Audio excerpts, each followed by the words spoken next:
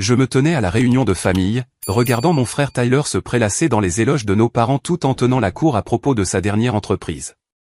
Mon succès dans l'immobilier est resté secret jusqu'à ce que Tyler découvre mes documents de portefeuille laissés accidentellement sur le comptoir de la cuisine. Tyler a explosé, criant que j'étais un fraudeur qui avait volé des opportunités à notre famille travailleuse. Alors que les parents se rassemblaient autour de l'agitation, je me suis préparé à révéler la vérité sur qui avait vraiment tout sacrifié. Quand mon oncle Frank a soudainement pris la parole avec une information qui allait briser toutes les suppositions dans la pièce. En grandissant dans notre maison de la banlieue de Minneapolis, j'ai appris très tôt qu'il y avait deux ensembles de règles. Un pour Tyler et un pour moi. Tyler avait 3 ans de plus, doté de la carrure athlétique de notre père et des traits fins de notre mère. Il était le quarterback vedette de Washington High, l'étudiant qui obtenait des A sans ouvrir un livre, le fils qui pouvait transformer les visages de nos parents juste par sa présence dans une pièce. J'étais Eric, le silencieux, celui qui s'asseyait à table en écoutant des comptes rendus détaillés du dernier match de Tyler tandis que mon bulletin parfait restait inaperçu à côté de mon assiette. Nos parents, Robert et Janet, n'étaient pas de mauvaises personnes. Ils vivaient juste dans un monde où Tyler était le soleil et où j'étais au mieux une étoile lointaine dont la lumière ne parvenait pas tout à fait. L'inégalité n'était pas subtile. Chaque été, à partir de l'âge de 12 ans, Tyler fréquentait des camps de sport d'élite. Le premier dont je me souviens coûtait $5 000 pour 2 semaines. Je connaissais le montant exact parce que j'avais entendu maman au téléphone avec grand-mère expliquer pourquoi ils avaient besoin d'emprunter de l'argent. Ce même été, j'ai demandé si je pouvais participer à un camp de programmation informatique au collège communautaire local. Il coûtait $300. Papa m'a ébouriffé les cheveux et a dit, peut-être l'année prochaine, champion. L'argent est serré avec l'entraînement de Tyler. L'année prochaine n'est jamais venue. Au lieu de ça, j'ai trouvé un travail à 14 ans, remplissant les étagères de Greenway Grocery pour le salaire minimum. Je me suis dit que j'étais responsable, mais en réalité, j'étais juste fatigué d'entendre pourquoi les opportunités de Tyler étaient des investissements alors que les miennes étaient des dépenses. Notre maison avait un seul ordinateur familial, un ordinateur de bureau Dell qui trônait dans le salon comme un sanctuaire. Tyler le monopolisait pour son travail scolaire important, ce qui signifiait principalement Facebook et regarder des images de matchs. Quand j'en avais besoin pour de vrais devoirs, maman me tapotait l'épaule et disait, Tyler a ce grand projet à rendre. Tu comprends, n'est-ce pas, mon chéri? Tu es si doué pour te débrouiller tout seul. Alors, je me suis débrouillé tout seul. La bibliothèque est devenue ma deuxième maison. Madame Chen, la bibliothécaire, a commencé à me réserver des créneaux horaires sur les ordinateurs. Elle n'a jamais demandé pourquoi un enfant d'une famille de classe moyenne aisée passait tous ses après-midi à la bibliothèque publique, mais son regard entendu disait qu'elle comprenait. C'est là, sur ces ordinateurs de bibliothèque obsolètes, que j'ai découvert quelque chose qui allait changer ma vie. J'avais commencé à faire des recherches sur les actions pour un projet d'économie, essayant juste de comprendre comment fonctionnaient les marchés. Mais quelque chose dans l'analyse des tendances, la compréhension de la valeur là où d'autres voyaient des déchets, la reconnaissance du potentiel dans ce qui était négligé, tout a cliqué pour moi. Peut-être parce que j'étais négligé, moi aussi. Pendant que Tyler dominait les terrains de football du vendredi soir, j'étais assis à la bibliothèque, étudiant les tendances du marché, lisant des articles sur les investissements immobiliers, apprenant les intérêts composés et l'effet de levier. Le véritable éveil est venu pendant ma dernière année de lycée. J'avais 17 ans, Tyler en avait 20, et était à mi-chemin de l'université d'État, se spécialisant en commerce parce que papa disait que ça ouvrirait des portes. Notre grand-mère était décédée 2 ans plus tôt, laissant sa petite maison à Tyler et à moi, à parts égales, dans son testament. Ce n'était pas grand-chose, une maison de 2 chambres à North Minneapolis valant peut-être $80 000, mais c'était la nôtre. La moitié à moi, en tout cas. Je suis rentré de l'école tôt un mardi de mars. J'avais terminé mes examens à paix et j'avais la permission de quitter le campus. La maison aurait dû être vide, mais j'ai entendu des voix dans la cuisine. Maman et papa étaient penchés sur des papiers étalés sur la table, parlant de ce ton feutré que les adultes utilisent lorsqu'ils discutent d'argent qu'ils n'ont pas. Le programme de MBA à Wharton préparait Tyler pour la vie, disait papa. Avec sa personnalité et ses relations, il dirigerait une entreprise du Fortune 500 en 10 ans. Mais Robert, le coût, même avec des prêts, nous parlons d'un total de $300 000. Et la maison de mère? A demandé papa. Elle ne sert à rien. Si nous la vendons, c'est au moins 80 000 pour son éducation. Mon cœur s'est arrêté. Je suis resté figé dans le couloir, mon sac à dos glissant de mon épaule. Maman a soupiré. Et la part d'Éric? Éric ne s'en souciera pas, a-t-elle dit. Et ces 3 mots se sont gravés dans ma mémoire. Il n'a jamais été ambitieux en matière d'argent comme Tyler. Il est pratique. Il comprendra que c'est pour l'avenir de la famille. Nous pourrions lui dire que nous l'investissons pour eux deux, a ajouté papa. Le succès de Tyler profitera à tout le monde à terme. Je suis sorti de la maison en silence, mon esprit s'emballant. Il prévoyait de vendre mon héritage, mon seul bien, sans même me demander. Non pas parce qu'ils étaient cruels, mais parce que j'étais si invisible pour eux que mes rêves, mon avenir, mon consentement, ne comptaient même pas comme nécessaires. Ce soir-là, au dîner, pendant que Tyler appelait de l'université pour se vanter d'être sur la liste du doyen avec une moyenne de 2,8 que maman insistait être, très bonne compte tenu de sa charge de cours, j'ai pris une décision. Je ne les combattrai pas. Je ne m'en dirai pas la reconnaissance. Je deviendrais si discrètement prospère que lorsque cela serait finalement révélé, ce serait indéniable. Mais d'abord, je devais protéger ce qui était à moi sans qu'ils sachent que je connaissais leur plan. 2 semaines après avoir entendu le plan de mes parents, j'ai pris le bus pour le centre-ville de Minneapolis et je suis entré dans le bureau d'un avocat spécialisé en immobilier. Monsieur Peterson a eu l'air confus lorsqu'un jeune de 17 ans en costume de seconde main a posé des questions sur la protection des droits de propriété hérités, mais il a écouté. Lorsque j'ai expliqué ma situation, son expression est passée du scepticisme à quelque chose comme de la pitié mêlée de respect. Vous pouvez intenter une action en partage s'ils essaient de vendre sans votre consentement, a-t-il dit. Mais cela signifierait poursuivre votre famille en justice. A-t-il un autre moyen? Quelque chose qui ne détruit pas ma famille, mais qui protège mes intérêts. Il m'a étudié pendant un long moment. Vous pourriez enregistrer un intérêt formel dans la propriété, ce qui rendrait plus difficile pour eux de vendre sans votre signature. Mais Éric, ce genre de dynamique familiale, ça s'améliore rarement tout seul. J'ai payé ses frais de consultation avec 3 semaines de salaire de l'épicerie et j'ai déposé les papiers cet après-midi-là.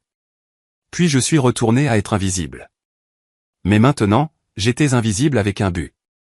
À 22 ans, j'étais un fantôme vivant 3 vies. Pendant la journée, je travaillais dans un entrepôt, chargeant des camions, commençant à 4 heures du matin. Les soirées signifiaient tenir le comptoir d'un café ouvert 24h24 au centre-ville de 18h à minuit. Les week-ends appartenaient aux travaux de bricolage, réparant tout ce qui avait besoin d'être réparé pour quiconque voulait bien payer. Tyler avait obtenu son diplôme à ce moment-là, grâce aux économies de retraite de nos parents et à une poignée de prêts qu'ils avaient co-signés. Son voyage de fin d'études en Europe a coûté 23 000 $, une opportunité de réseautage nécessaire, selon papa. Maman a posté des centaines de photos sur Facebook, rayonnant de fierté. Quand des parents demandaient mes projets après le collège communautaire, elle disait que je me cherchais. Un code pour « ne vaut pas la peine d'en discuter ». Je ne me cherchais pas. Je me construisais. Un jour épuisant à la fois. Ma chance est venue grâce à Marcus Washington, un entrepreneur qui achetait régulièrement du café pendant mes quarts de nuit. Il avait 62 ans, bâti comme un secondeur qui s'était un peu empâté, avec des mains qui racontaient 40 ans de construction. Un soir, il m'a remarqué en train de lire un livre sur l'investissement immobilier entre 2 clients. « Tu comprends vraiment ces bêtises ?» a-t-il demandé en hochant la tête vers le livre. « Ce ne sont pas des bêtises si on sait comment les appliquer », ai-je répondu, trop fatigué pour être poli. Il a ri, un grondement profond qui a rempli le magasin vide. « Gamin, tu connais quelque chose au vrai bâtiment ou juste au papier sur lequel ils sont imprimés ?» Cette conversation a mené à un partenariat qui allait tout changer. Marcus avait besoin de jeunes musclés, de quelqu'un qui pouvait naviguer dans la technologie moderne. J'avais besoin de quelqu'un qui connaissait la construction des fondations au toit. Nous avons conclu un accord. Je travaillerai pour lui gratuitement le week-end en échange de l'apprentissage du métier. Pourquoi gratuitement, a-t-il demandé, méfiant. Parce que ce que vous m'apprenez vaut plus que de l'argent, ai-je dit. Plus tard, bien plus tard, il m'a dit que cette réponse l'avait convaincu que j'étais sérieux. 6 mois après le début de notre arrangement, Marcus m'a confié un secret. La ville organisait des ventes aux enchères mensuelles de propriétés condamnées. La plupart partaient pour une bouchée de pain car personne ne voulait s'occuper des coûts de rénovation et des violations de code. Mais si on connaissait la construction, si on pouvait faire le travail soi-même, si on avait la patience d'un saint et l'entêtement d'une mule, on pouvait transformer ces désastres en or. Ma première propriété était un cauchemar sur la 31e rue. Le toit s'était partiellement effondré, des squatteurs avaient volé la tuyauterie en cuivre, et les fondations avaient des fissures où l'on pouvait passer la main. La ville voulait s'en débarrasser. Je l'ai acheté pour $8000. Chaque centime que j'avais économisé en 2 ans. Tu es fou, a dit Marcus en la voyant. Puis il a souri. Mettons-nous au travail. Nous avons passé 6 mois sur cette maison. Chaque moment non passé à mes emplois rémunérés était consacré à la rénovation. J'ai appris à couler du béton, à monter des murs, à installer des lignes électriques, à souder des tuyaux en cuivre.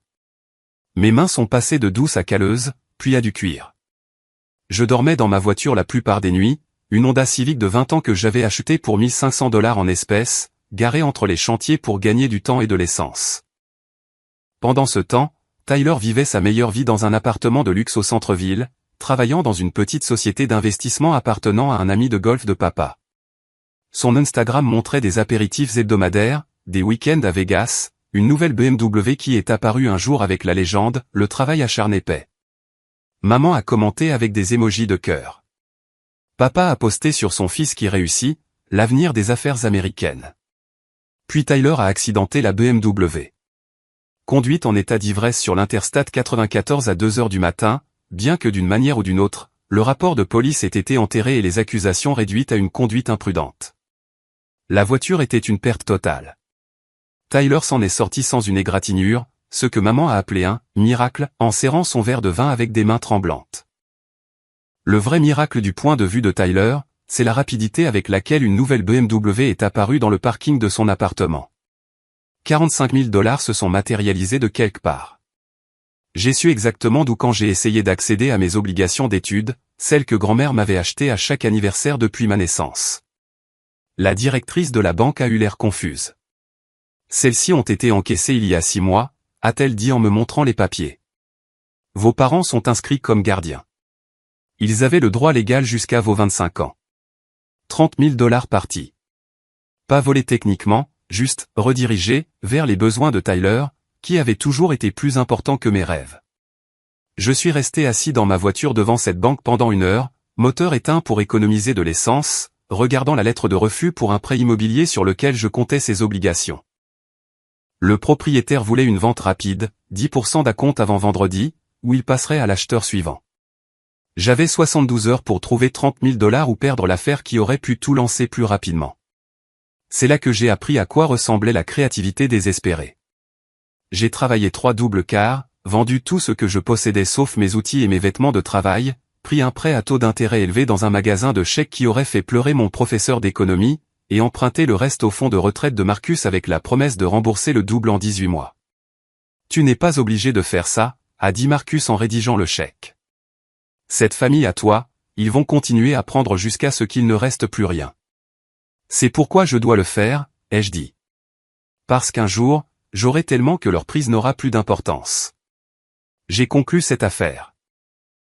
J'ai travaillé 7 jours sur 7 pendant 18 mois pour rembourser Marcus avec intérêt. J'ai manqué ma propre cérémonie de remise de diplôme parce que j'installais des fenêtres. J'ai manqué Noël parce que des tuyaux ont éclaté dans un logement locatif. J'ai manqué la fête de fiançailles de Tyler parce que je négociais mon 5e achat immobilier. Chaque propriété m'a appris quelque chose de nouveau. La première concernait la survie. La deuxième, les systèmes. La troisième, la mise à l'échelle. À la 4e, j'ai compris que l'immobilier n'était pas seulement une question de bâtiment. C'était de voir de la valeur là où les autres voyaient des problèmes. De transformation patiente. De construire quelque chose de substantiel pendant que tout le monde regardait autre chose. 3 ans après cette première maison condamnée, je possédais 4 propriétés locatives et une petite rénovation en cours. Mon portefeuille avait l'air impressionnant sur le papier, valant près de $800 000. Mais la réalité était plus complexe. Tout était endetté au maximum. Un mauvais mois, une réparation majeure que je ne pouvais pas gérer, un locataire qui cessait de payer, et tout le château de cartes s'effondrerait. Je vivais comme si je gagnais encore le salaire minimum, car après les paiements hypothécaires, les assurances, l'entretien et les impôts, c'était essentiellement le cas. Mon appartement était un studio au-dessus d'une de mes propriétés, 500 pieds carrés que j'avais rénové moi-même. Mes meubles provenaient de locataires qui les avaient abandonnés. Je portais les 5 mêmes chemises en rotation, toutes achetées chez Goodwill.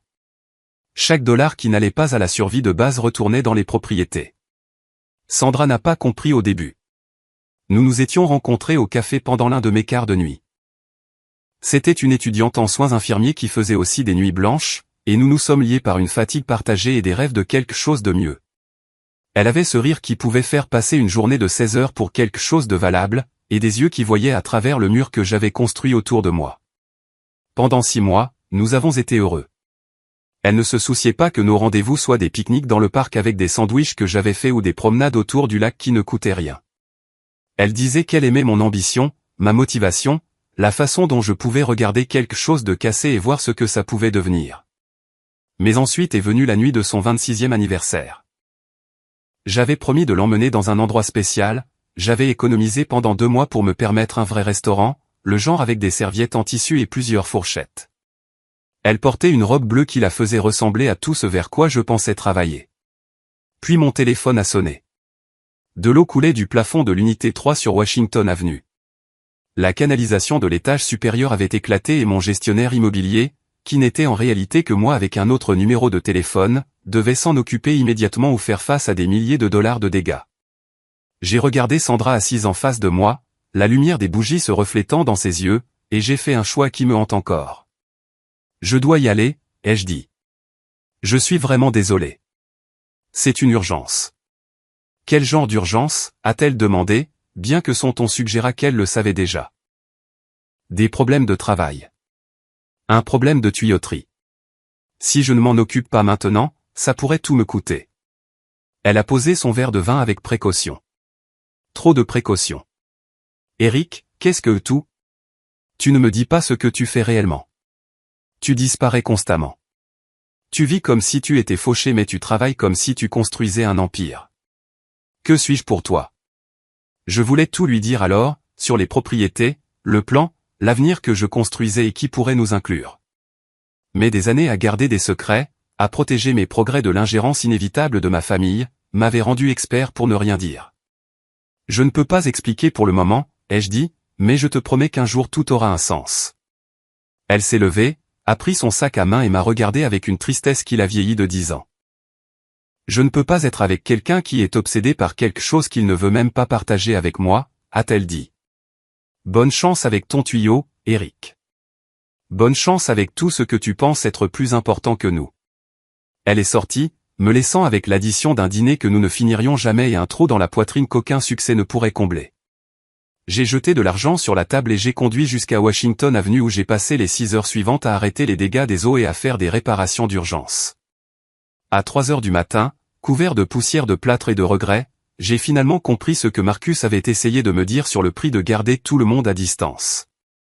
2 semaines plus tard, Tyler a annoncé sa promotion au poste d'analyste principal dans son entreprise. Le dîner familial pour célébrer a ressemblé à un festin médiéval en son honneur. Maman a fait son rôti de bœuf préféré avec ses petites pommes de terre qu'il aimait. Papa a ouvert une bouteille de vin qui coûtait plus que mon budget alimentaire hebdomadaire.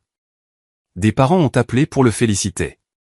Tyler se fait vraiment un nom, a dit tante Catherine, rayonnant sur mon frère comme s'il avait guéri le cancer. 28 ans et déjà cadre supérieur. Eh bien, vous savez ce qu'on dit, a répondu Tyler avec ce sourire étudié qui lui avait ouvert toutes les portes de sa vie. La crème remonte à la surface.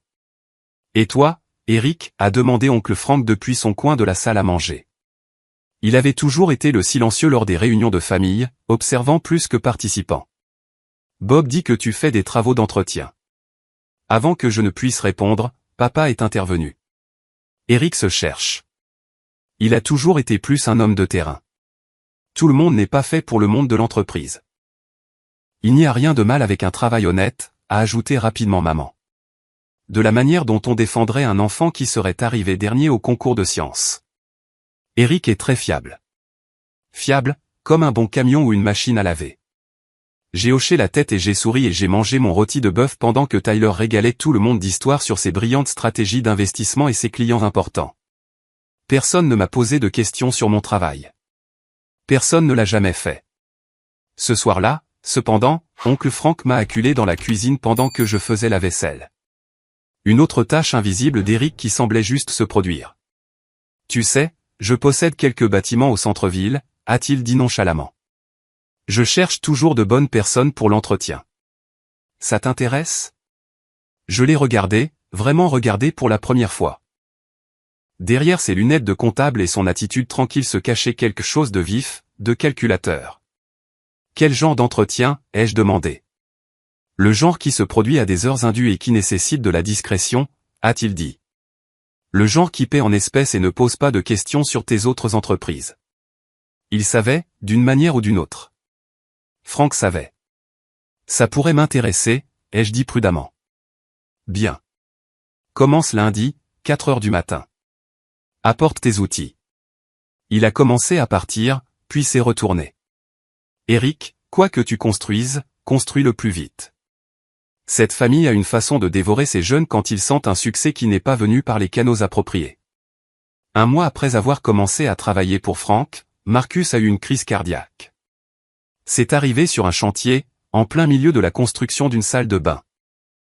Un instant, il m'apprenait les murs porteurs.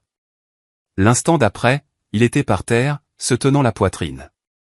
Le trajet en ambulance, l'opération, les 3 jours aux soins intensifs où nous ne savions pas s'il s'en sortirait. Tout s'est brouillé. Je suis resté à l'hôpital, gérant à la fois ses projets et les miens, fonctionnant au café et à la détermination. Sa femme, Gloria, était assise à côté de son lit, lui tenant la main et priant en chuchotant. Quand Marcus s'est finalement réveillé, la première chose qu'il a dite a été « As-tu terminé la salle de bain des Jensen ?» Chaque carreau, les jeux assurés. Jointé moi-même. Madame Jensen a dit que c'était le meilleur travail qu'elle ait vu. Il a serré ma main, faible mais chaude. Bon garçon, bon fils. Gloria m'a regardé alors avec des larmes dans les yeux. Il parle de toi tout le temps, a-t-elle dit. Plus qu'il ne parle de nos propres enfants. Il dit que tu es le seul qui a vraiment écouté, qui voulait vraiment apprendre. Nos enfants, ils ne voulaient que l'argent, jamais le savoir. Marcus n'a pas pu travailler pendant 6 mois. J'ai repris tous ses projets tout en maintenant mes propres propriétés, ce qui signifiait travailler 18 à 20 heures par jour. J'ai développé un système. Travaux de construction de 4 heures à midi. Entretien des propriétés de midi à 18 heures. Appel d'urgence et paperasse de 18 heures à minuit. Sommeil de minuit à 3h30. Répété. Mon corps a commencé à lâcher. J'ai perdu 30 livres que je n'avais pas à perdre. J'ai développé un tremblement dans la main gauche à cause de l'épuisement. Je me suis endormi debout à un feu rouge et je me suis réveillé au son de klaxons en colère. Mais j'ai continué parce que s'arrêter signifiait échouer Marcus, perdre des propriétés, prouver à ma famille qu'ils avaient raison sur mon manque d'ambition. Le plus près que je suis arrivé de l'effondrement, c'était un jeudi de novembre. J'étais éveillé depuis 41 heures d'affilée, m'occupant d'une panne de chaudière, d'une fenêtre cassée et d'un locataire qui avait décidé de lancer un élevage de chiens illégal dans son logement. Je conduisais entre les propriétés quand je les ai vus. Tyler et mes parents sortant du Capitol Grill au centre-ville, riant d'une blague partagée. Tyler portait un costume qui coûtait probablement $3000. Maman portait des bijoux que je n'avais jamais vus auparavant. Papa avait l'air fier, prospère, comme un homme dont les investissements avaient porté leurs fruits. Ils se sont dirigés vers la nouvelle BMW de Tyler, un remplacement pour le remplacement, et sont partis sans jamais me remarquer, garés de l'autre côté de la rue dans ma Honda déglinguée couverte d'enduits à joints et de défaites. C'est alors que mon téléphone a sonné. Le numéro de Gloria. Marcus veut te voir, a-t-elle dit. Il dit que c'est important. J'ai trouvé Marcus dans son atelier, dessinant des plans de bâtiments malgré les ordres du médecin de se reposer. Assieds-toi avant de tomber, a-t-il ordonné. Tu as une mine de déterré. Je vais bien. Tu ne vas pas bien.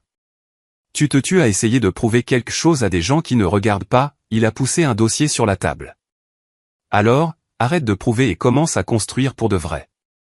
Le dossier contenait un accord de partenariat.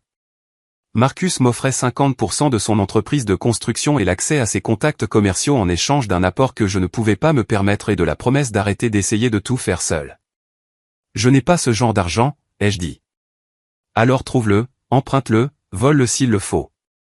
Mais Eric, si tu continues comme ça, seul, en secret, tu seras mort avant que quiconque sache ce que tu as construit. 3 jours plus tard, en recherchant des options de financement créatives à la bibliothèque, j'ai découvert quelque chose qui a tout changé.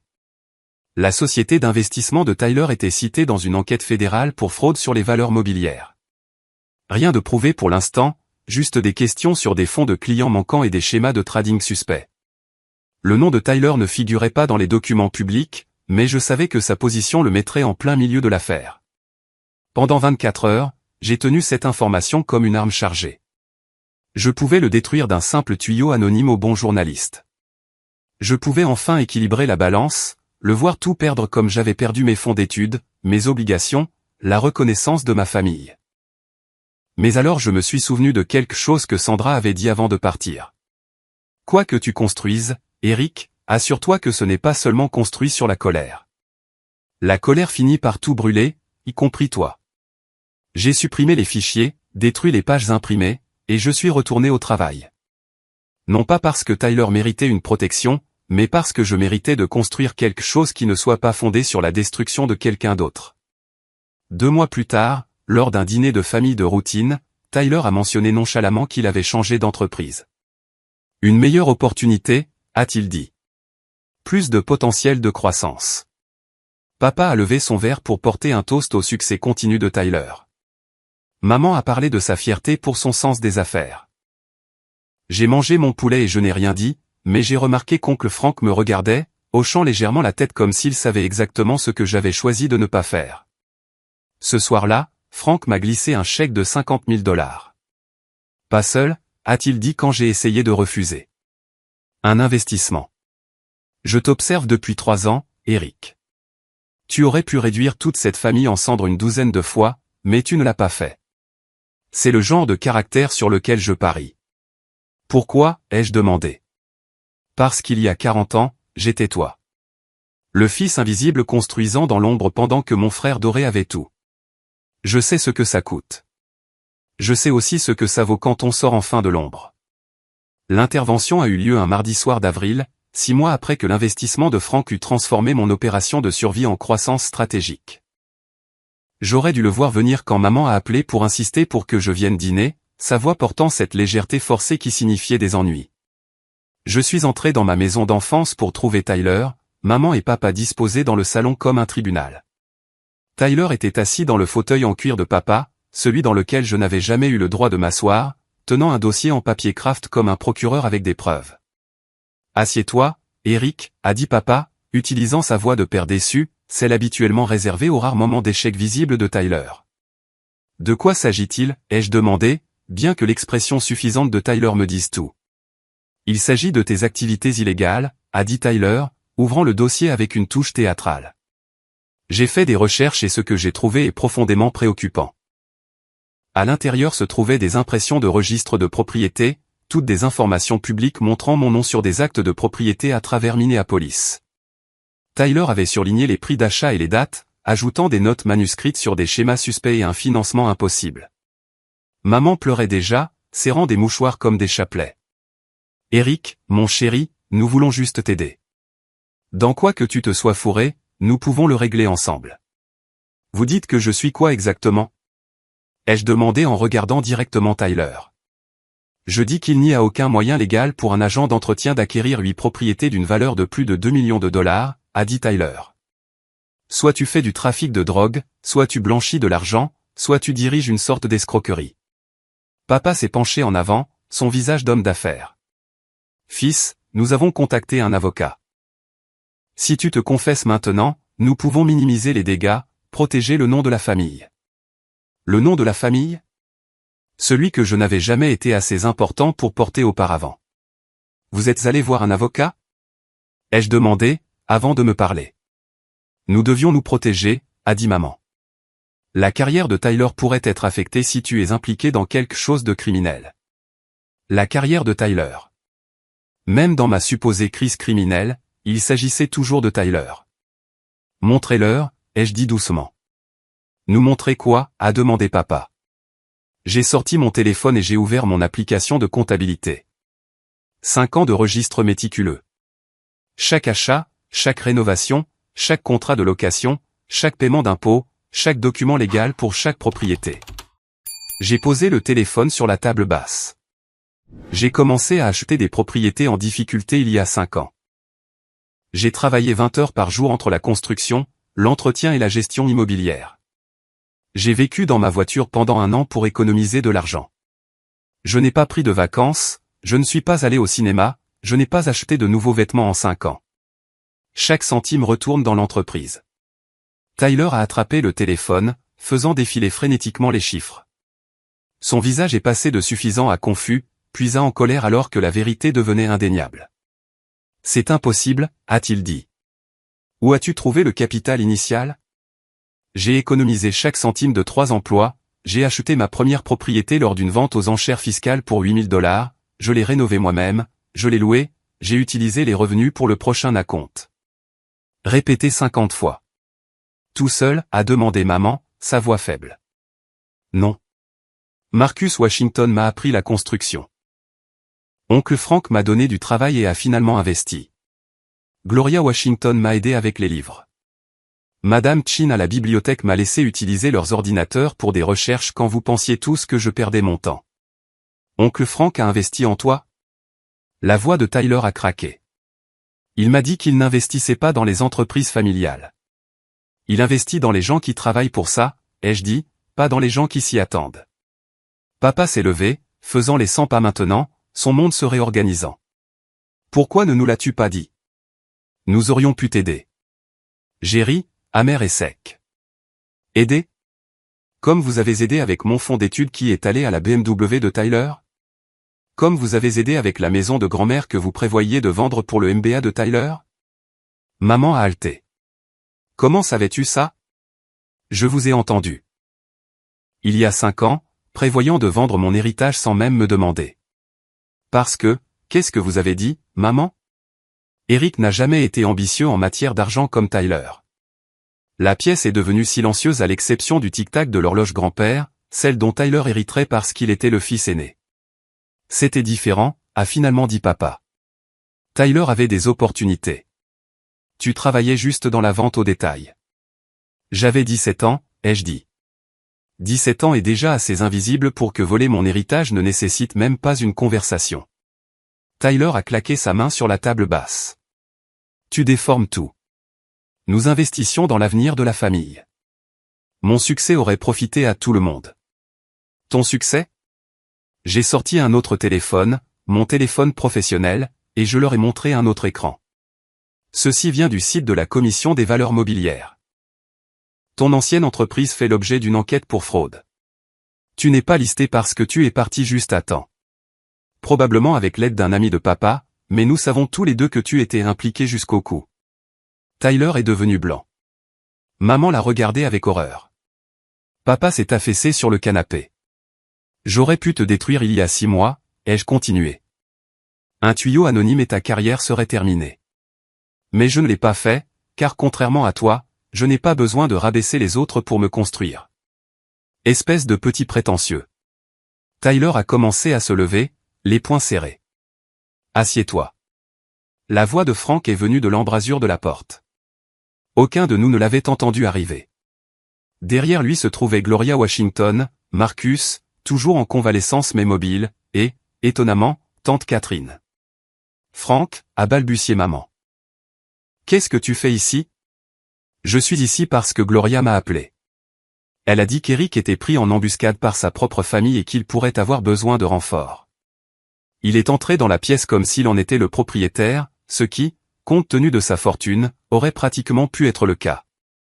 Gloria est allée directement vers moi, posant une main protectrice sur mon épaule. Ce garçon s'est presque tué au travail, maintenant en vit l'entreprise de mon mari pendant que Marcus se remettait. Il n'a jamais demandé de paiement supplémentaire. Il ne s'est jamais plaint.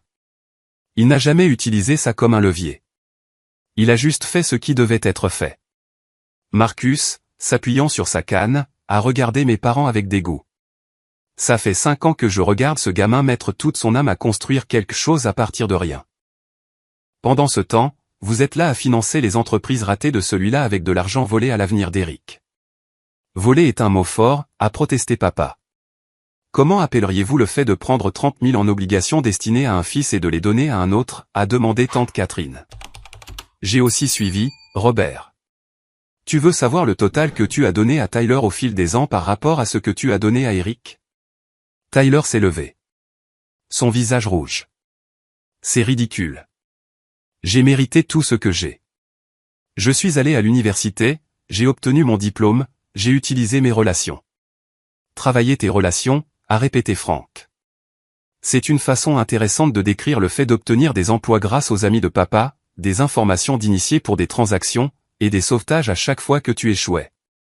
Au moins, je ne me suis pas caché dans l'ombre comme un rat, a rétorqué Tyler. C'est là que Gloria a surpris tout le monde. Elle a sorti un iPad et a lancé une vidéo. C'était des images de sécurité d'un des bâtiments de Frank, datés d'il y a 3 ans. J'étais là, à 4 heures du matin, en train de nettoyer les toilettes. L'horodatage a sauté. 5 heures du matin, réparant une porte cassée. 6 heures du matin, rebouchant des cloisons sèches. 7 heures du matin, me dirigeant vers mon travail de jour à l'entrepôt. Tous les matins pendant 2 ans, a dit Gloria, ce rat, comme vous l'appelez, travaillait des journées de 18 heures. Pas de plainte, pas de raccourci, pas d'excuses. Elle a glissé vers une autre vidéo. Moi, donnant de l'argent à un ancien combattant sans abri devant une de mes propriétés. Un autre glissement. Moi, apprenant à un enfant de locataire comment réparer un vélo. Un autre, moi, livrant des courses à une locataire âgée qui ne pouvait pas quitter son appartement. Où as-tu eu ça, ai-je demandé, stupéfait. Les bâtiments de Frank ont une sécurité étendue, a dit Gloria. Il m'a demandé de compiler des images lorsqu'il a décidé d'investir en toi. Il voulait s'assurer que tu étais bien la personne que tu semblais être. Maman pleurait à nouveau, mais différemment maintenant. Nous ne savions pas, Eric. Nous ne savions rien de tout ça. Vous ne saviez pas parce que vous n'avez jamais demandé, a dit Marcus. Trop occupé à célébrer chaque souffle que prenait ce Golden Boy là-bas. Le téléphone de Tyler a sonné. Il l'a regardé, puis est devenu pâle. Je dois prendre cet appel, a-t-il marmonné en sortant de la pièce. Nous pouvions entendre sa voix élevée depuis le couloir. Des phrases comme « c'est impossible » et « j'ai besoin de plus de temps » filtraient. Quand il est revenu, sa bravade antérieure s'était évaporée. « J'ai besoin d'emprunter de l'argent » a-t-il dit doucement. Papa s'est levé. « Qu'est-ce qui ne va pas ?»« Rien. Juste des problèmes d'investissement. Un appel de marge. Ça va. J'ai juste besoin d'environ 50 000 pour couvrir ça temporairement. 50 000, a haleté maman. Tyler, qu'as-tu fait? Ce n'est rien. Juste de la volatilité du marché. Mais si je ne le couvre pas d'ici demain, je pourrais perdre ma licence. Tout le monde s'est tourné vers moi. La seule personne dans la pièce qui pouvait immédiatement rédiger ce chèque. Non, ai-je dit simplement. Eric, s'il te plaît. La voix de Tyler a craqué. Je sais que nous avons une eau différente, mais je suis ton frère. Tu as raison, ai-je dit. Tu es mon frère, c'est pourquoi je vais t'offrir quelque chose de mieux qu'un sauvetage. Je me suis levé, sortant mon carnet de chèques professionnel.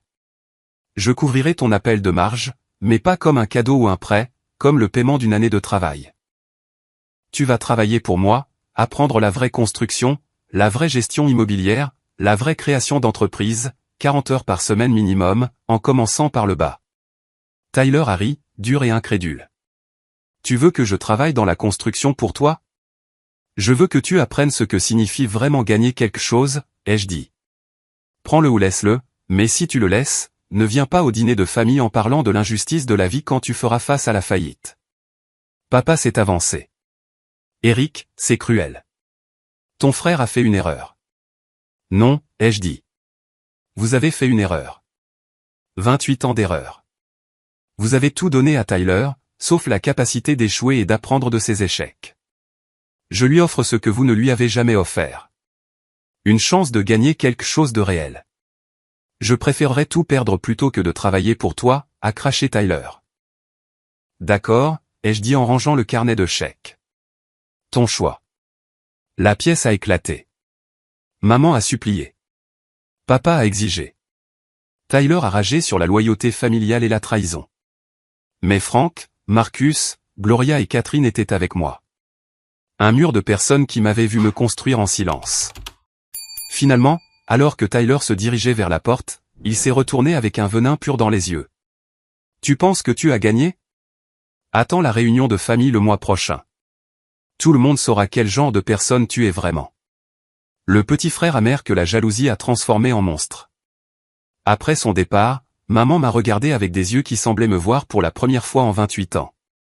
Voudrais-tu vraiment laisser ton frère tout perdre? Non, ai-je dit, mais je laisserai Tyler tout perdre. Il y a une différence entre votre fils et mon frère. Mon frère aurait célébré ma première propriété avec moi.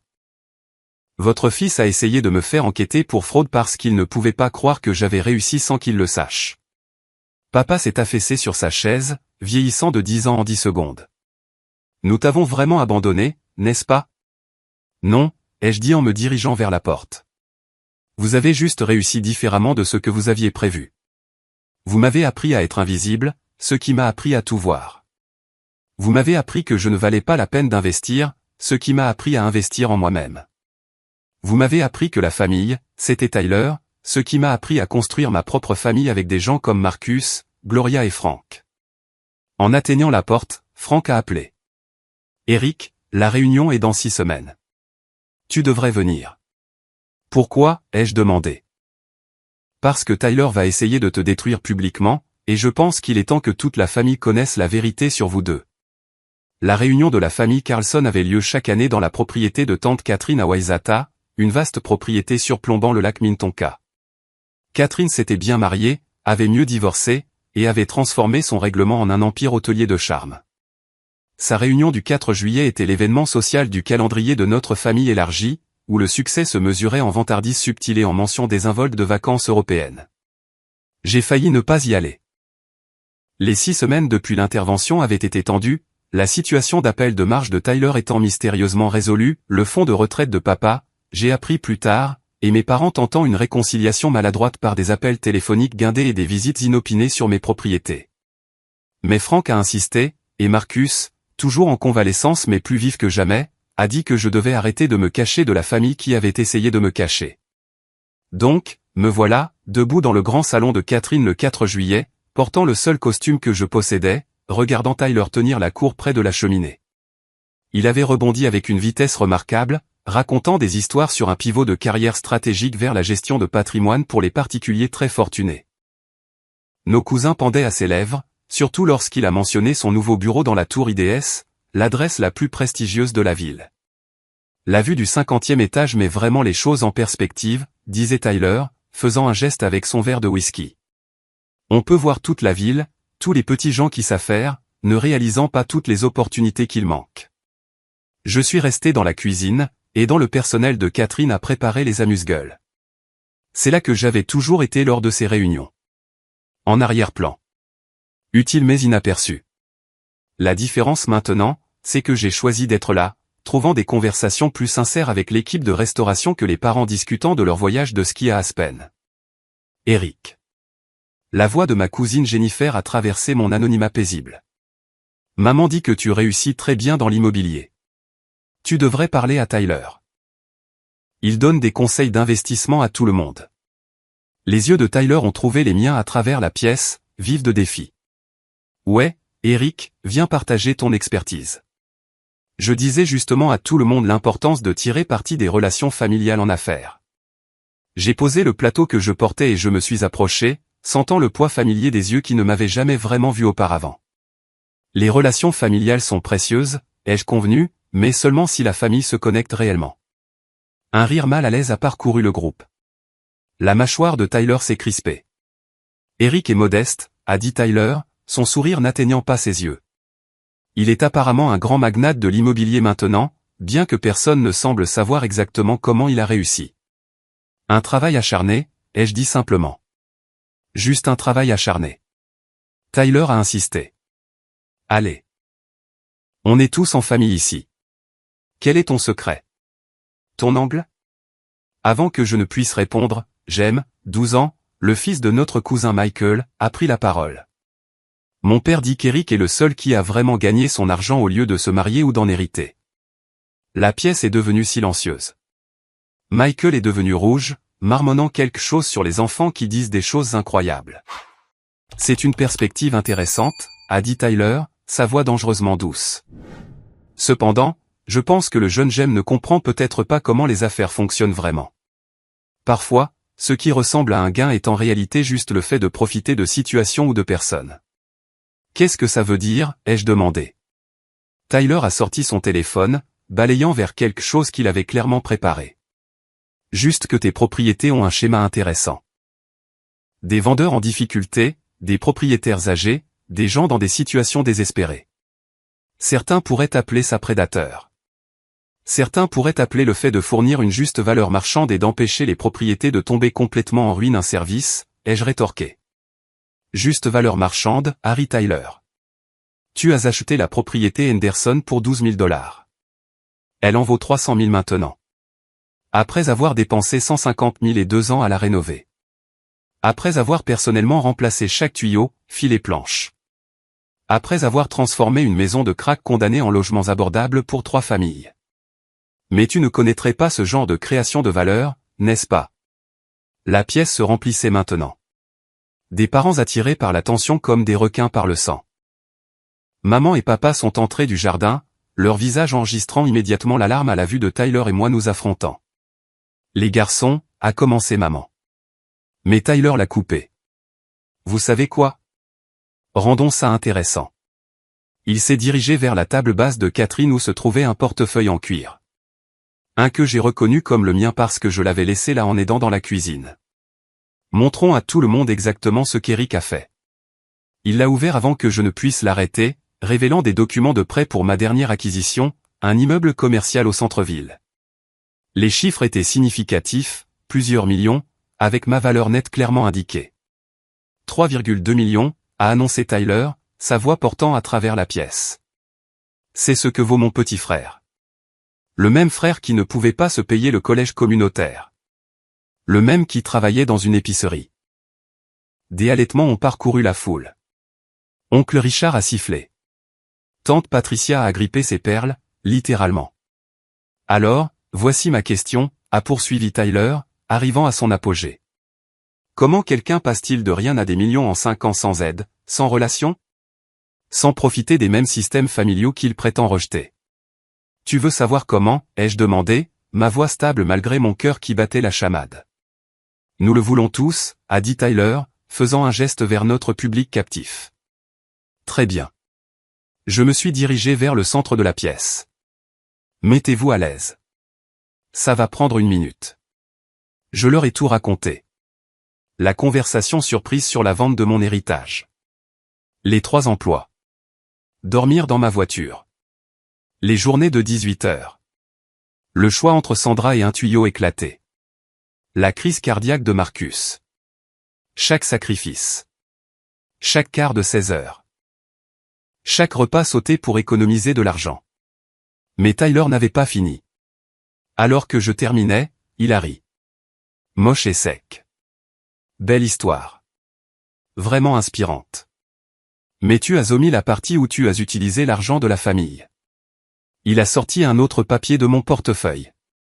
Ce document de près d'il y a 2 ans, co-signé par F. Carlson. Oncle Frank. La pièce s'est tournée vers Frank, qui se tenait tranquillement près du bar, observant avec des yeux illisibles. Vous voyez, a dit triomphalement Tyler. Il a utilisé des relations familiales. Il est juste comme nous autres, acceptant des dons, utilisant le nom de la famille. La seule différence, c'est qu'il a menti à ce sujet. Ce n'était pas un don, a dit doucement Frank. Un co-signataire familial n'est pas un don, a ricané Tyler. Comment appelleriez-vous ça? Un investissement, a dit Frank. Un qu'Eric a remboursé en totalité avec intérêt en 6 mois, 4 ans avant l'échéance. Mais quand même, de l'aide familiale, a insisté Tyler. Tu veux parler d'aide familiale? Frank a posé son verre, son attitude calme se fissurant enfin. Parlons d'aide familiale, Tyler. Il a fouillé dans sa veste et en a sorti une clé USB, se dirigeant vers la télévision intelligente de Catherine avec détermination. Catherine, puis-je? Elle a hoché la tête, l'air intrigué. Ce qui est apparu à l'écran a fait retenir son souffle à toute la pièce. C'était un tableur, méticuleusement détaillé, avec 2 colonnes, Tyler et Eric. J'ai suivi, a dit Frank, depuis 15 ans. Chaque dollar, chaque opportunité, chaque avantage. Les chiffres étaient stupéfiants. La colonne de Tyler montrait, école primaire privée, 40 000 $. Camp de sport d'élite, 60 000 $ au total. Frais de scolarité et de subsistance à l'université, 220 000 $. Voiture, 3 BMW, 130 000 $. Voyage de fin d'études en Europe, 23 000 $. Dépôt de garantie et aide au loyer, 48 000 $. Garde-robe professionnelle, 15 000 $. Frais de justice pour conduite en état d'ivresse, 20 000 $. Renflouement d'appel de marge, 50 000 $. Total, 606 000 $. La colonne d'Eric montrait, collège communautaire, autofinancé. 1 000 $ de cadeaux d'anniversaire à 18 ans. Investissement familial total, 1 000 $. 600 fois plus, a dit Frank dans le silence stupéfait. Tyler a reçu 600 fois plus de soutien familial qu'Eric. Le visage de Tyler était passé du rouge au blanc. C'était des investissements dans mon potentiel. Ton potentiel. Frank a cliqué sur la diapositive suivante. Elle montrait l'historique d'emploi de Tyler avec des notes. Poste obtenu grâce à la connexion de Robert. Promotion après l'intervention du partenaire de golf de Robert. Salaire subventionné par un ami de la famille la première année. Chaque emploi que tu as eu est venu de relations familiales, a dit Frank. Chaque opportunité qui t'a été offerte. Eric, montre-leur ton historique d'emploi. J'ai sorti mon téléphone montrant mes registres de travail, manutentionnaire, employé de café, bricoleur, construction, gestion immobilière. Tous obtenus par des candidatures, des entretiens et des performances prouvées. Mais voici la partie la plus intéressante, a poursuivi Frank en cliquant à nouveau. L'écran montrait maintenant des images de sécurité de divers bâtiments, horodatés sur 5 ans. Moi, travaillant à 4 heures du matin. Moi, étudiant à la bibliothèque. Moi, apprenant au petit-fils de Marcus à poser du carrelage. Moi, livrant des courses à des locataires âgés. Moi, réparant la voiture d'une jeune mère sous la pluie, refusant tout paiement. C'est qui est Eric quand personne ne regarde, a dit Frank. Tyler, dois-je montrer qui tu es quand personne ne regarde? Tyler s'est jeté sur la télécommande, mais Frank s'est écarté, cliquant une fois de plus. L'écran s'est rempli des publications des réseaux sociaux de Tyler. Des brunchs au champagne pendant les heures de travail. Des voyages à Vegas étiquetés, développement des affaires. Une photo de lui brûlant littéralement un billet de 100 $ avec la légende, facile à gagner, facile à dépenser. Des captures d'écran de messages se vantant de faire un travail minimal pour un salaire maximal, d'utiliser les ressources de l'entreprise à des fins personnelles, de considérer ses collègues comme des tremplins. Arrête, a dit Tyler, sa voix se brisant. S'il te plaît, arrête. Mais Frank n'avait pas fini. Une dernière chose. La diapositive finale montrait 2 registres de charité. Celui de Tyler, 0 sur 10 ans. Celui d'Eric, 73 000 $ donnés à des anciens combattants sans abri, des refuges pour femmes et des programmes pour la jeunesse. Tous anonymes jusqu'à ce que l'enquête de Frank les découvre. La pièce a éclaté, non pas de colère ou de choc, mais de quelque chose de pire pour Tyler. Une reconnaissance déçue. Tout le monde s'en doutait à un certain niveau, mais le voir exposé si crûment était dévastateur. Tyler s'est tourné vers moi, le visage tordu de rage. Tu penses que tu es meilleur que moi? Tu penses que ton succès signifie quelque chose? Tu ne l'as pas mérité. Tu as eu de la chance. Tu as trouvé des gens désespérés et tu les as exploités. Tu n'es rien d'autre qu'un opportuniste qui a su profiter du marché au bon moment. Il a attrapé mon portefeuille, me le jetant. Des papiers ont volé partout. Des documents financiers, des contrats, des plans pour mon prochain développement. Vous voulez connaître la vérité sur votre précieux frère, a crié Tyler à la salle. C'est un moins que rien qui a eu de la chance. Il n'a rien mérité. Il a juste travaillé comme un drone sans cervelle jusqu'à ce que quelque chose marche. Pas de talent, pas d'intelligence, pas de compétences particulières, juste de la chance bête et de l'exploitation. Ça suffit, a dit oncle Frank. Mais Tyler n'avait pas fini. Et vous savez quoi? Je suis content que maman et papa m'aient tout donné parce que je le méritais. J'étais digne d'investissement. Eric était juste là. Un bruit de fond, un enfant de secours au cas où quelque chose m'arriverait. La gifle est venue d'où nous l'attendions le moins. De maman. Elle se tenait là, les mains toujours levées, des larmes coulant sur son visage, regardant Tyler comme si elle le voyait pour la première fois. « Comment oses-tu » a-t-elle chuchoté. « Comment oses-tu parler de ton frère de cette façon? De mon fils de cette façon? » Maman, a commencé Tyler, mais elle s'est détournée de lui, se dirigeant vers l'endroit où je me tenais, entouré de mes papiers éparpillés. Elle s'est agenouillée, m'aidant à les ramasser, ses mains tremblantes. « Je suis désolée, a-t-elle dit, assez fort pour que tout le monde l'entende. Eric, je suis tellement désolé. Nous avons vu ce que nous voulions voir. Nous avons aimé celui qui était le plus facile à aimer, et nous avons manqué. Nous avons manqué tout ce qui comptait. Papa l'a rejointe, silencieux, ramassant des papiers, ses épaules secouées par ce qui ressemblait à des décennies de reconnaissance refoulées. Tyler se tenait seul au centre de la pièce, abandonné même par ses admirateurs habituels. « Ce n'est pas fini, » m'a-t-il dit. « Tu penses que tu as gagné? Je te détruirai. Je trouverai chaque violation de code, chaque locataire mécontent, chaque erreur que tu as jamais faite. Je te ruinerai. » En fait, a dit une nouvelle voix depuis l'embrasure de la porte. « Vous ne le ferez pas », tout le monde s'est tourné pour voir un homme en costume tenant une mallette et ayant l'air officiel. « Qui êtes-vous » a demandé Catherine. « James Patterson, de la Commission des valeurs mobilières. » Monsieur Tyler Carlson, vous faites l'objet d'une enquête pour fraude sur les valeurs mobilières liées à vos activités chez Hammond Financial. Nous avons surveillé ce rassemblement dans le cadre de notre enquête et vos récentes admissions sur l'utilisation des ressources de l'entreprise à des fins personnelles sont notables. Les jambes de Tyler ont flanché. Il s'est effondré sur une chaise. L'agent m'a regardé. M. Eric Carlson, nous pourrions avoir besoin de votre témoignage concernant votre décision de ne pas signaler vos découvertes initiales sur les activités de votre frère. Votre retenue en la matière témoigne de votre caractère. J'ai regardé Tyler, brisé et petit, tout lui ayant été enlevé. Je coopérerai de la manière nécessaire, ai-je dit. Mais Tyler, pour ce que ça vaut, je n'ai jamais voulu ça. Je voulais juste être vu. L'arrivée de l'agent de la SEC avait brisé la réunion comme un marteau à travers une vitre. Mais oncle Frank a levé la main avant que le chaos ne puisse éclater complètement. « Officier Patterson, si vous pouviez nous accorder 10 minutes, » a dit Frank avec une autorité qui a surpris tout le monde. « Il y a des affaires de famille qui doivent être réglées avant que vous ne poursuiviez vos affaires. » L'agent a regardé sa montre, puis a hoché la tête. « 10 minutes, monsieur Carlson. » Il a regardé Tyler. « Ne quittez pas les lieux. » Tyler était assis, figé, son monde s'effondrant en temps réel. La famille élargie bourdonnait de chuchotements, mais Frank commandait la pièce avec une présence que je ne lui avais jamais vue auparavant. « Tout le monde, asseyez-vous. Ce que je vais partager vous concerne tous. » Frank a sorti un épais dossier de sa mallette, des pages jaunies par le temps, et de nouveaux documents frais d'impression récente. « Depuis 42 ans, a commencé Frank, je suis l'historien officieux de la famille. Pas la généalogie ou les albums photos.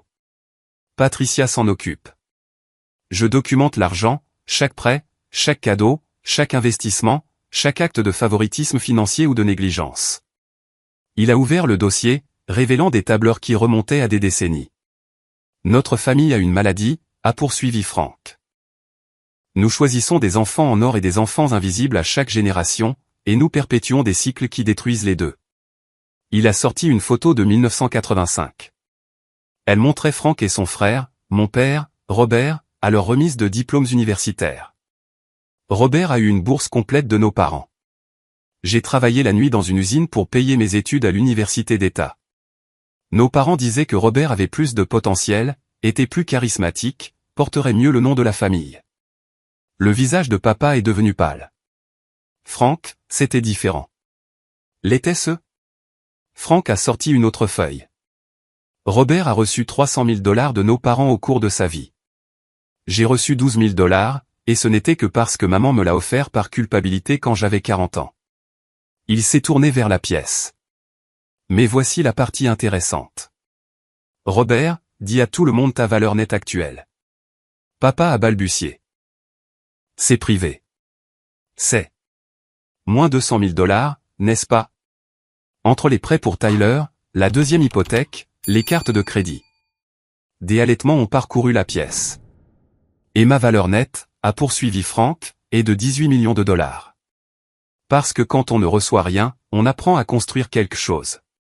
Quand on reçoit tout, on apprend à tout attendre. Il a sorti d'autres papiers. Mais ce schéma n'a pas commencé avec nous. Notre père, votre grand-père, était aussi le fils invisible. Son frère Harold a eu l'entreprise familiale, la maison, les relations. Mais Harold est mort fauché, et grand-père a bâti un petit empire à partir de rien, pour répéter la même erreur avec ses propres fils. Tante Catherine s'est levée. Frank, qu'est-ce que cela a à voir avec tout ça? Frank a dit, regarde autour de toi, Jennifer. Ta fille Madison a tout, tandis que ton fils Thomas se fait dire de se débrouiller. Michael, tu fais la même chose avec tes garçons. Et Robert ici l'a perfectionné avec Tyler et Eric. Il s'est retourné vers Tyler et moi. Mais cette génération a quelque chose de différent. Des preuves, de la documentation, la capacité de voir clairement le schéma. Frank a cliqué sur une autre diapositive sur la télévision de Catherine. C'était un document de fiducie. Il y a 5 ans, quand j'ai commencé à regarder Eric construire son empire à partir de rien, j'ai commencé à liquider discrètement mes actifs. J'ai créé une fiducie familiale, mais pas du genre que vous pensez. Cette fiducie a des règles spécifiques. Elle n'investit que dans les membres de la famille qui ont été désignés comme enfants invisibles et seulement après qu'ils se soient prouvés sans aide. Le nombre à l'écran était stupéfiant. 10 millions de dollars. Eric allait être mon premier bénéficiaire, a dit Frank. Mais il n'en a jamais eu besoin. Il a remboursé mon prêt en avance, a refusé d'autres investissements, a tout construit lui-même. Alors la fiducie a continué de croître, en attendant. Il a regardé autour de la pièce. Thomas, le fils de Jennifer, tu as travaillé 2 emplois tout en regardant ta sœur recevoir une Mercedes pour ses 16 ans. Tu es dedans. Le plus jeune fils de Michael, Sam, négligé parce que tu es silencieux pendant que ton frère joue au football. Tu es dedans. Chaque enfant invisible de cette famille qui veut construire quelque chose de réel, vous êtes dedans. Mais alors l'expression de Frank s'est assombrie. Cependant, cette fiducie a des conditions. Pour y accéder, les enfants en or doivent reconnaître publiquement et formellement l'avantage qu'ils ont reçu. Ils doivent travailler pendant 1 an à un poste de débutant dans l'une des entreprises des enfants invisibles, et ils doivent contribuer 20% de leurs revenus pendant 5 ans pour soutenir d'autres membres de la famille négligée. Tyler a ri amèrement. Vous ne pouvez pas nous forcer. Je ne force personne, a dit Frank. Mais voici ce que je fais. Il a sorti un autre document. J'ai racheté les billets de tous les prêts que Robert et Janet ont contractés pour toi, Tyler. Chaque carte de crédit qu'ils ont plafonnée, chaque deuxième hypothèque, chaque prêt sur fonds de retraite. Valeur totale, $480 000. Maman a halté. Frank, comment as-tu? Je suis un partenaire silencieux dans 3 banques, a dit simplement Frank. Je vous protège de la faillite depuis 2 ans sans que vous le sachiez. Mais cette protection prend fin aujourd'hui, à moins que Tyler n'accepte mes conditions. C'est de l'extorsion, a crié Tyler. Non, a dit Frank. Ce sont des conséquences. Eric aurait pu te détruire il y a des mois quand il a découvert tes problèmes avec la SEC. Il ne l'a pas fait. J'aurais pu laisser tes parents perdre leur maison. Je ne l'ai pas fait. Mais la protection sans reconnaissance permet d'autres préjudices. Frank s'est tourné vers moi. Eric, j'ai besoin que tu leur parles du 20 décembre de l'année dernière. Je me suis figé. Comment sais-tu ça? Dis-leur, a insisté Frank. J'ai regardé Tyler, puis nos parents. Tyler est venu me voir en décembre. Il avait perdu énormément sur un appel de marge. Pas celui que vous connaissez. Un autre. $300 000. Il allait être poursuivi pour détournement de fonds s'il ne pouvait pas le couvrir. Tu ne nous l'as jamais dit, a dit maman à Tyler. Eric l'a payé, a dit Tyler, la voix brisée. Il l'a tout payé. Il m'a fait signer une confession qu'il garde dans un coffre-fort, mais il a payé. La pièce a éclaté, tout le monde parlant en même temps, demandant pourquoi je l'avais aidé après tout. Parce que, ai-je dit doucement, et la pièce s'est tue, il est toujours mon frère. Et je savais ce qui se passerait s'il était poursuivi. Maman et papa se ruineraient pour le sauver. Ils perdraient leur maison, leur retraite, tout. Je ne pouvais pas laisser ça arriver. Tu nous as sauvés, a demandé papa, des larmes coulant maintenant sur son visage. Je les ai sauvés, ai-je corrigé en regardant Tyler. Tu n'étais que le prix d'entrée.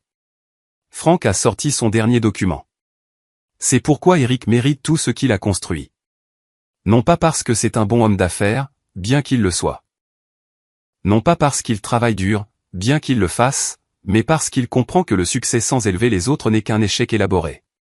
Il a de nouveau montré des images de sécurité, mais pas de moi travaillant. Celles-ci provenaient de mes propriétés, des locataires organisant des fêtes de quartier, des enfants jouant dans des cours sûrs.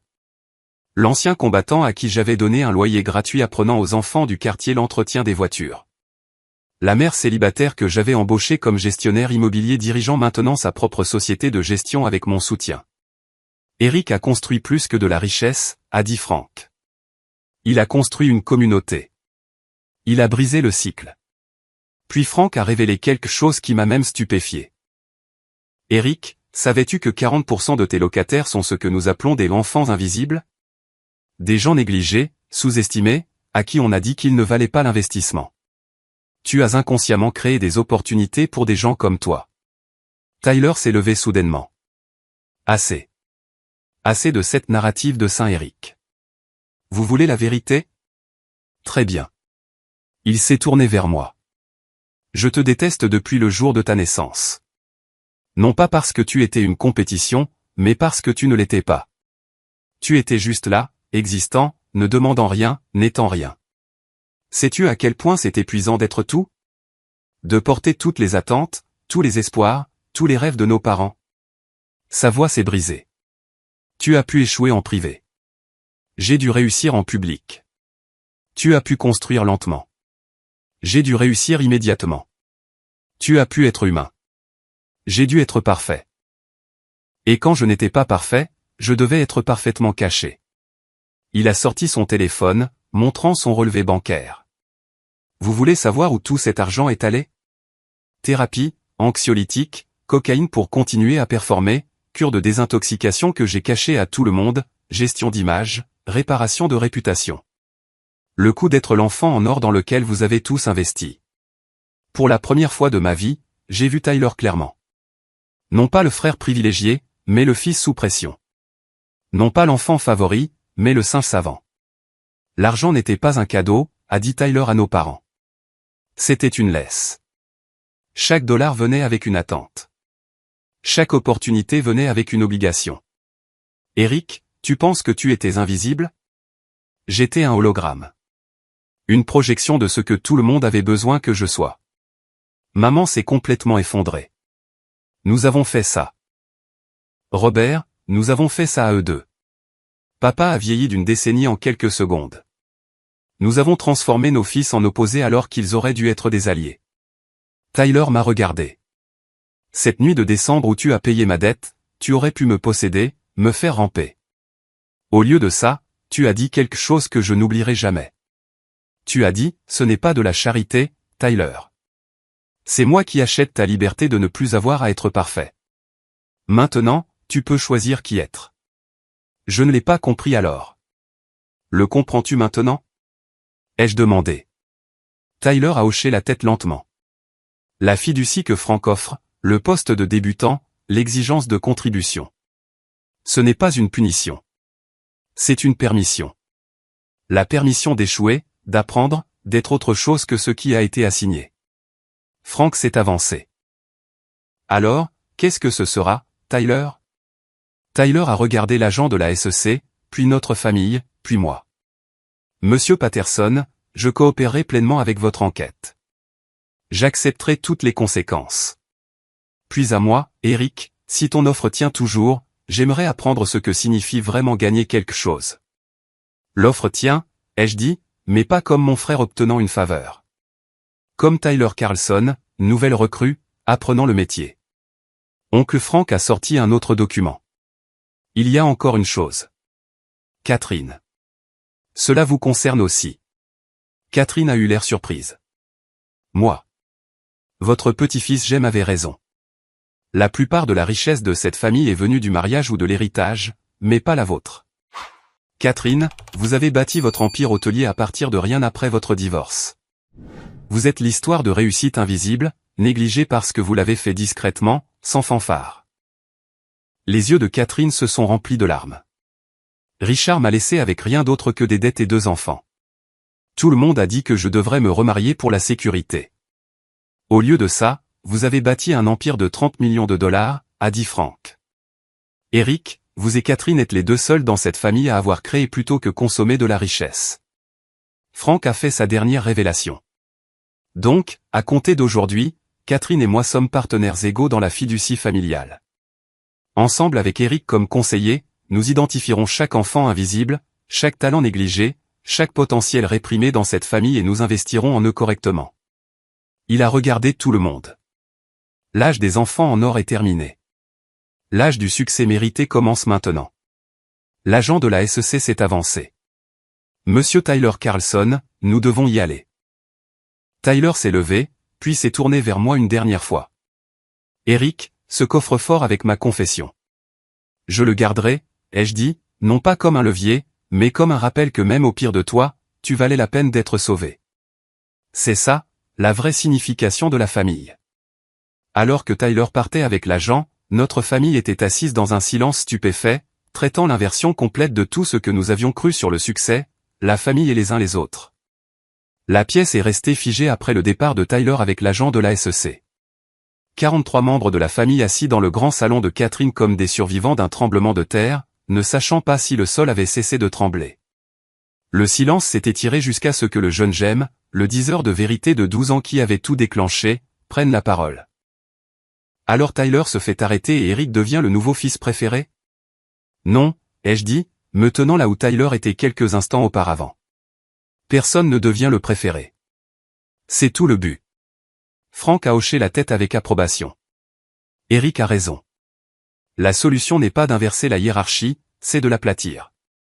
Au cours de l'heure suivante, quelque chose d'inédit s'est produit dans la famille Carlson. Les gens ont commencé à parler, vraiment parler, des enfants invisibles dans leur propre foyer. Jennifer a admis qu'elle avait recréé sa propre enfance, prodiguant de l'attention à Madison parce qu'elle lui rappelait elle-même, tout en ignorant Thomas parce qu'il était silencieux comme l'avait été oncle Frank. Michael a avoué qu'il ne savait pas comment communiquer avec Sam, qui préférait les livres au sport, alors il a simplement arrêté d'essayer. Je ne sais même pas ce que Sam veut étudier à l'université, a admis Michael. Je connais toutes les statistiques de la carrière de football de David, mais je ne connais pas les rêves de mon autre fils. Sam, 16 ans et habituellement silencieux lors de ses réunions, a pris la parole. Ingénierie informatique.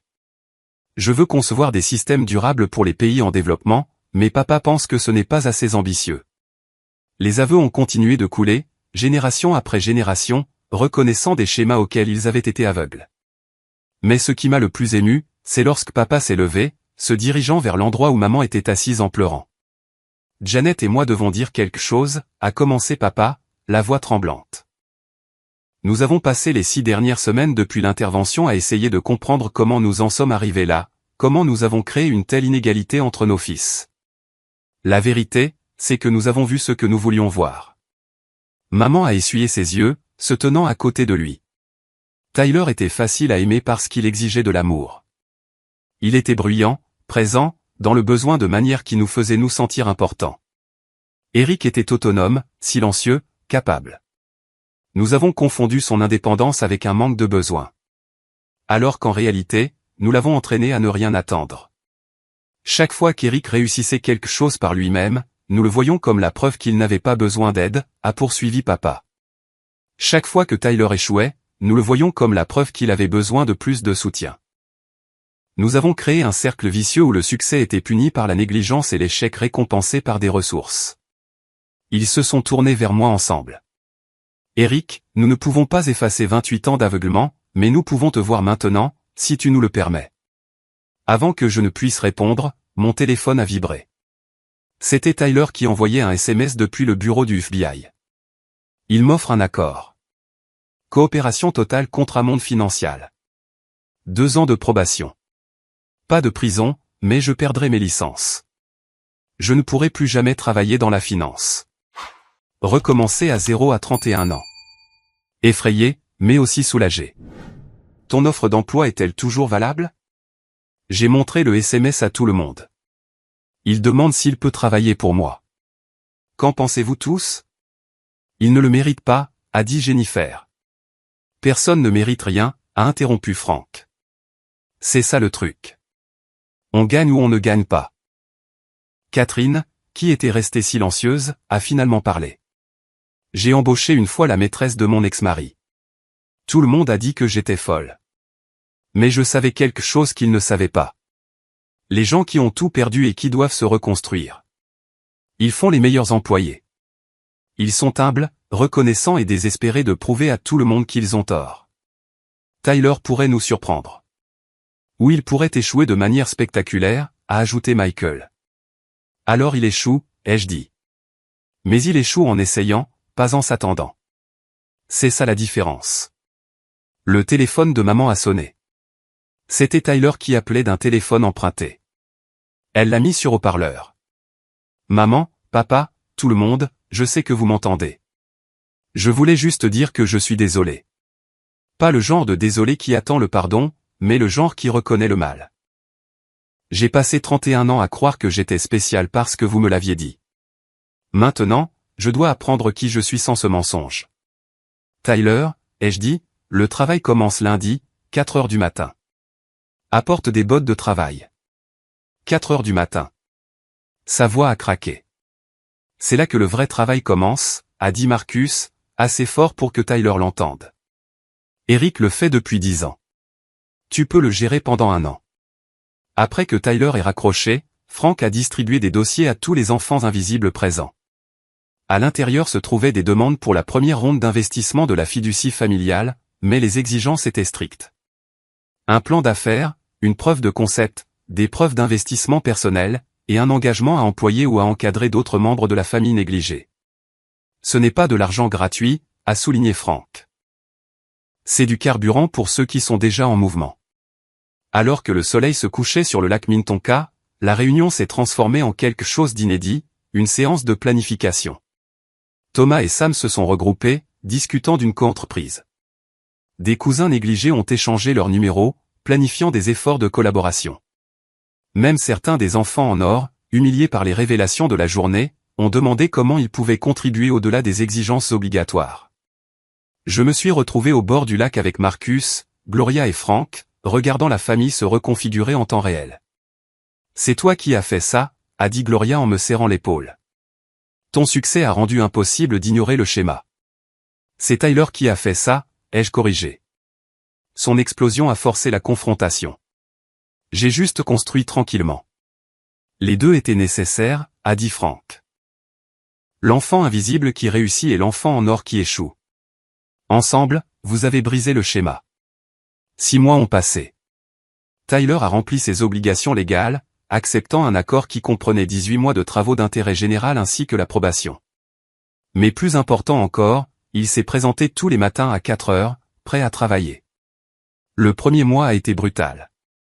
Tyler a vomi d'épuisement, a pleuré de frustration, a démissionné 17 fois pour revenir le lendemain matin. Mais lentement, des callosités se sont formées sur ses mains, et de l'humilité s'est formée dans son caractère. Il a appris à trouver de la satisfaction dans un carreau parfaitement posé, une fenêtre correctement scellée, le sourire reconnaissant d'un locataire. Je n'ai jamais su, a-t-il dit un matin alors que nous installions des armoires de cuisine dans une nouvelle unité. Je n'ai jamais su que le travail pouvait ressembler à ça, comme construire quelque chose de réel. La plupart des gens n'apprennent jamais, ai-je répondu. Tu as de la chance d'avoir eu cette chance. Nos parents sont allés en thérapie, individuellement et ensemble.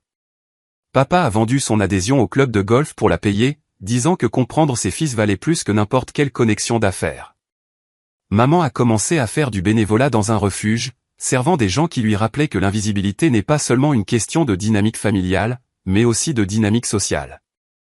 La première ronde d'investissement de la fiducie familiale a financé cette entreprise, toute dirigée par des enfants auparavant invisibles qui employaient 16 membres de la famille entre eux.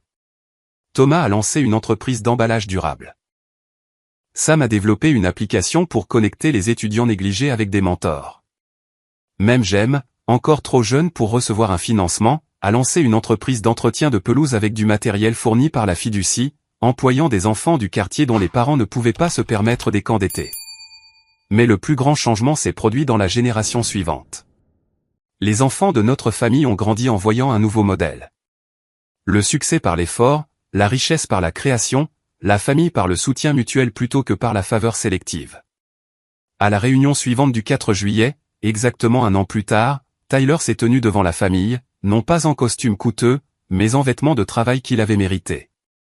Il y a un an, j'ai accusé Eric de ne pas avoir mérité son succès, a commencé Tyler. J'avais tort. C'est moi qui n'avais jamais rien mérité. Chaque dollar, chaque opportunité, chaque seconde chance m'a été donnée, pas méritée. Cette année, en travaillant pour Eric, j'ai gagné $17 de l'heure. Après impôts, environ $25 000 au total. C'est moins que ce que je dépensais en vêtements, mais c'est le premier argent honnête que j'ai jamais gagné. Il a sorti un chèque. Eric, c'est mon premier investissement dans quelqu'un d'autre. Tommy Martinez, l'un des enfants de tes locataires, veut lancer une entreprise de déménagement. Il a 19 ans. Il me rappelle toi. Négliger mes observateurs. J'aimerais être son premier investisseur. Le montant était faible, $5 000. Mais il représentait quelque chose d'énorme. Un enfant en or investissant dans un enfant invisible. Non par obligation, mais par reconnaissance. Ce soir-là, alors que les feux d'artifice explosaient au-dessus du lac Minnetonka, je me tenais avec ma famille. Entière pour la première fois. Pas parfaite, mais présente. Pas égale, mais équitable. Tyler se tenait d'un côté, nos parents de l'autre, Frank et Catherine à proximité, Marcus et Gloria faisant partie du cercle. Tu sais ce qui est drôle, a dit Tyler, regardant le ciel s'illuminer. J'ai passé 31 ans à être la star de la famille, mais j'étais misérable. Une année en tant que personne sans importance, et je suis plus heureux que je ne l'ai jamais été. Tu n'es pas personne, ai-je dit. Tu es Tyler. C'est suffisant. Maman a tendu la main vers nos deux mains. Mes garçons, tous les deux. Enfin. La vérité qu'oncle Frank avait révélée n'avait pas seulement exposé le dysfonctionnement de notre famille. Elle avait éclairé un chemin à suivre. Chaque famille a des enfants invisibles et des enfants en or, des talents négligés et des médiocrités surindulgées. Mais la reconnaissance peut venir, le changement peut se produire, les schémas peuvent se briser. J'ai pensé à tous les enfants invisibles dans les familles à travers l'Amérique, travaillant dans l'ombre pendant que leurs frères et sœurs brillent sous des projecteurs qu'ils n'ont pas mérités. Certains construiraient des empires à partir de rien comme je l'ai fait. D'autres lutteraient et échoueraient, mais peut-être que s'ils entendaient cette histoire, ils sauraient qu'ils n'étaient pas seuls.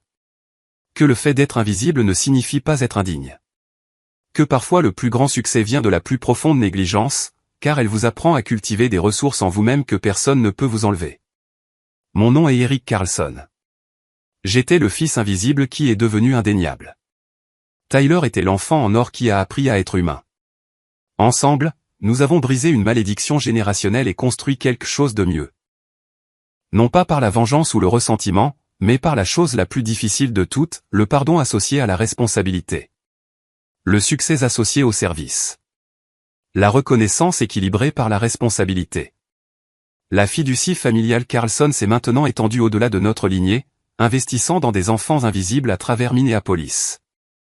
Chaque mois, nous recevons des demandes de frères et sœurs négligés, d'employés sous-estimés, de talents invisibles prêts à construire quelque chose à partir de rien. Nous les finançons non pas avec des dons, mais avec des coups de main, exigeant qu'ils élèvent les autres en grimpant. Tyler dirige le programme de mentorat, apprenant aux anciens enfants en or comment travailler avec leurs mains et aux enfants invisibles comment travailler la tête haute. Il est doué pour ça, ayant vécu les deux côtés de la fracture. Son Instagram, autrefois plein de champagne et de privilèges, montre maintenant des photos de rénovation avant et après, des célébrations d'équipe pour des projets terminés, et des citations sur le fait de mériter sa valeur plutôt que de la supposer. Notre histoire s'est répandue dans la communauté des affaires de Minneapolis, déclenchant ce que le Star Tribune a appelé la « Révolution invisible », un mouvement de frères et sœurs et d'employés négligés lançant leurs propres entreprises, se soutenant mutuellement, construisant de la richesse par la création plutôt que par la consommation. Mais le changement le plus important s'est produit dans les familles individuelles. Les parents ont commencé à voir tous leurs enfants, pas seulement les bruyants. Les frères et sœurs qui réussissent ont commencé à partager les opportunités plutôt que de les accumuler. Les enfants en or ont appris que le privilège sans but n'est qu'un vide coûteux. Debout ici maintenant, dans l'une de mes propriétés converties en logements abordables pour jeunes entrepreneurs, regardant Tyler enseigner un atelier sur les bases de la construction à des jeunes de milieux négligés, j'ai réalisé que la révélation douloureuse de notre famille est devenue notre plus grand cadeau. Nous avons appris que la vraie richesse n'est pas ce que l'on vous donne, mais ce que vous construisez. Non pas ce que vous héritez, mais ce que vous créez. Non pas qui vous remarque, mais qui vous élevez en montant. L'enfant en or est l'invisible. Nous étions tous les deux piégés dans des rôles qui nous limitaient. Tyler ne pouvait pas échouer. Je ne pouvais pas réussir. Les deux des prisons, juste avec des barreaux différents. Se libérer a nécessité que nous brisions tous les deux le mythe familial selon lequel la valeur était attribuée plutôt que méritée. Que l'amour était limité plutôt qu'illimité. Que le succès de l'un signifiait l'échec de l'autre. Chaque famille a un Tyler et un Eric. La question est, les reconnaîtrez-vous avant qu'il ne soit trop tard? Briserez-vous le schéma avant qu'il ne brise les enfants? Mesurerez-vous la valeur par la contribution plutôt que par le charisme?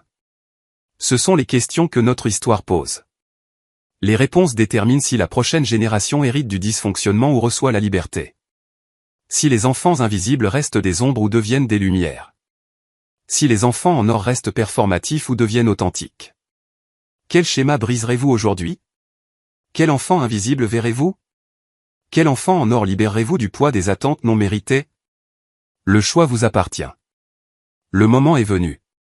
Le schéma se termine avec la reconnaissance, et la reconnaissance commence avec vous.